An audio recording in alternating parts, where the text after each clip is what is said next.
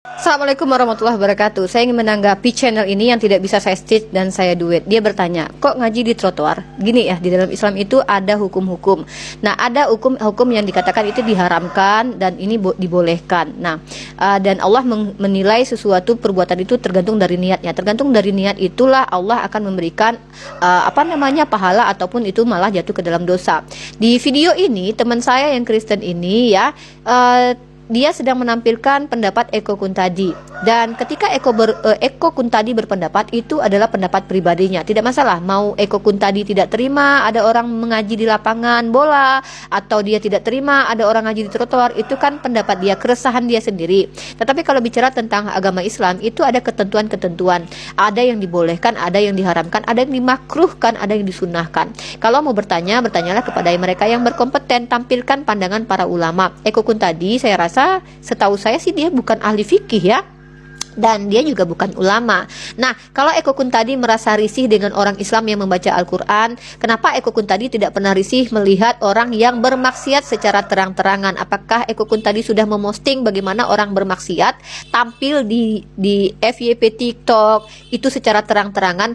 Kenapa sih Eko Kuntadi, apakah dia Islam atau tidak saya tidak tahu, kenapa risih dengan orang yang beribadah secara terang-terangan tetapi tidak risih dengan orang yang bermaksiat secara terang-terangan? Ini kan sesuatu yang harus dipertanyakan. Itu untuk Eko Kuntadi, whatever lah ya.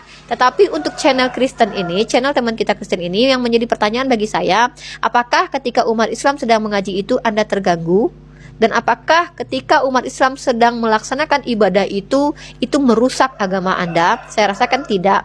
Nah, kalau Anda ingin tahu kenapa kami boleh mengaji misalkannya penghafal Al-Quran, ketika dia penghafal Al-Quran, dia menunggu di halte daripada dia melakukan kegiatan yang tidak bermanfaat seperti misal scroll TikTok, nonton baca komik, atau menghayal yang tidak-tidak, maka ada pilihan bagi dia adalah mengulangi kembali hafalannya, tentu dilafazkan kembali. Apakah dia berdosa ketika dia berada di trotoar atau di halte atau dimanapun?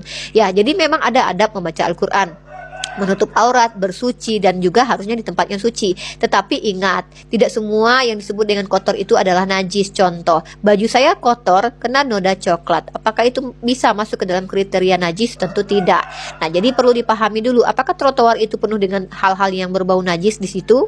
Kita harus tahu juga. Maka kalau ada najis di situ dan mereka mengaji di situ, maka itu salah. Tapi kalau trotoar itu bersih dan tidak mengganggu orang lain, kenapa menjadi salah dan kenapa menjadi pertanyaan di tempat Anda gitu ya.